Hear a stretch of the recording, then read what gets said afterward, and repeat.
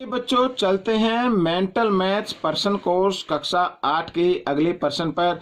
मैं हूं हरी सर और आप देख रहे हैं मेरा YouTube channel maths with Hari sir. यहां पर मैं आपको एक बात बताना चाहता हूं, ये चैनल स्पेशल हिंदी मीडियम के बच्चों के लिए है, यानी कि जो हिंदी मीडियम स्कूल में पढ़ते हैं या हिंदी मीडियम सेक्शन में हैं या उनके पास हिंदी के अंदर मैथ्स है। ठीक है बच्चों, तो यहाँ पर अब हम करने वाले हैं पर्सन नंबर 27।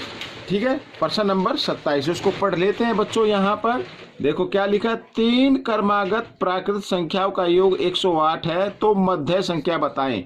यानी बीच वाली संख्या बतानी है। ठीक है, बीच वाली संख्या। और साथ ही हम क्वेश्चन करेंगे 28।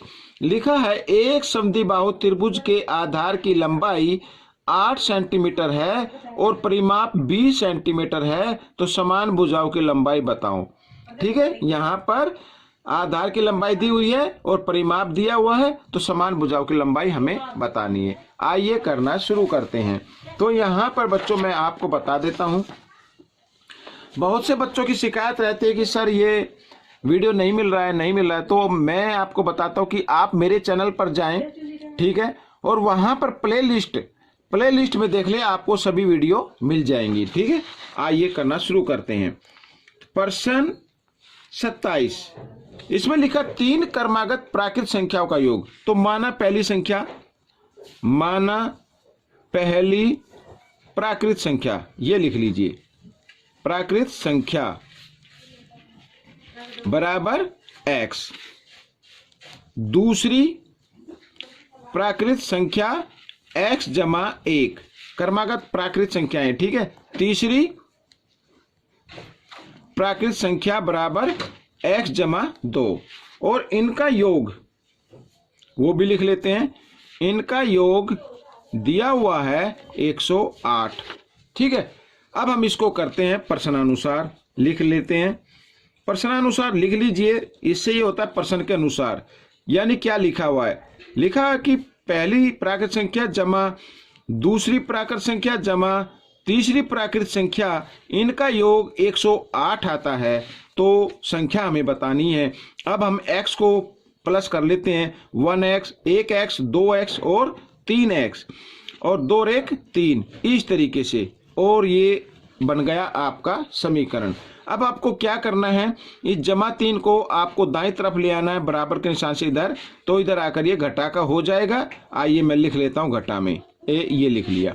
अब 108 में से 3 आप घटा दीजिए तो 105 आ जाता है। ठीक है, हमें निकालना है x का मान, तो 105 तो आ गया, ये 3 इधर गुणा में है, इधर आकर ये भाग में आ जाता है, तो 3 से हम इसको भाग कर देंगे। देखिए 3 तिया 9 और 3 पंजे 15। ठीक है बच्चों, यहाँ पर तो x का मान आ गया यहाँ पर 35, और 35 क्या है, x क्या था, पहली संख्या थी, तो पहली प्राकृत संख्या आ गई 35। आइए लिख लेते हैं, पहली प्राकृत संख्या बराबर 35। दूसरी प्राकृत संख्या क्या था, x जमा 1, यानी 35 जमा 1 बराबर 36। तीसरी प्राकृत संख्या क्या था, क्या लिखा हुआ यहाँ पर, ये देखिए, x जमा 2, यानी कि 35 जमा 2, 35 जमा 2 बराबर 37। ठीक है, ये आपका उत्तर।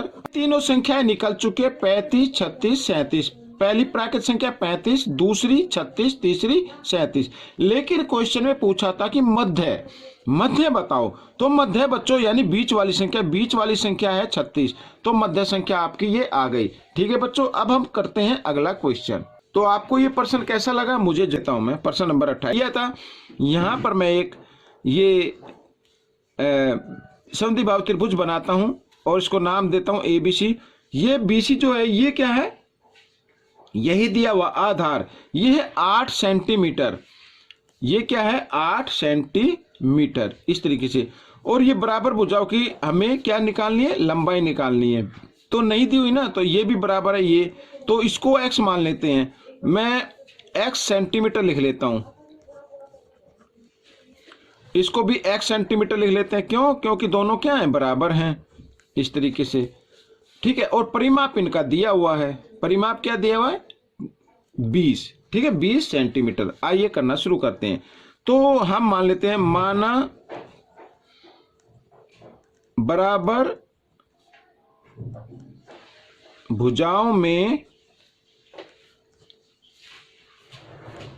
प्रत्येक भुजा की लंबाई बराबर x सेंटीमीटर, ठीक है ये लिख लिया। आधार की लंबाई ये है 8 सेंटीमीटर जो दिया हुआ है, ठीक है। और परिमाप भी दिया हुआ, उसको भी लिख लेते हैं 20 सेंटीमीटर, इस तरीके से। अब हमें क्या करना है, परिमाप। परिमाप क्या होता है बच्चों, तीनों भुजाओं का योग को परिमाप कहते हैं, ठीक है। तीनों भुजाओं के योग को परिमाप कहते हैं। मान लीजिए जैसे A B AC plus BC, इससे क्या निकलता है परिमाप। और परिमाप कितना दिया हुआ है 20, तो ऐसे लिख सकते हैं। अब AB कितना है x, AC कितना है x, BC कितना है 8, इस तरीके से 1x और 1x 2x, 20 ये जमा 8 है, इसको इधर लेके आएंगे घटा 8, और 20 में से 8 घटाएंगे 12।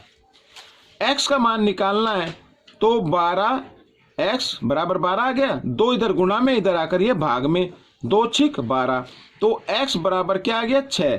तो बराबर भुजाओं की लंबाई कितनी आ गई 6 आ गई। तो बच्चों ये प्रश्न हल हो गया।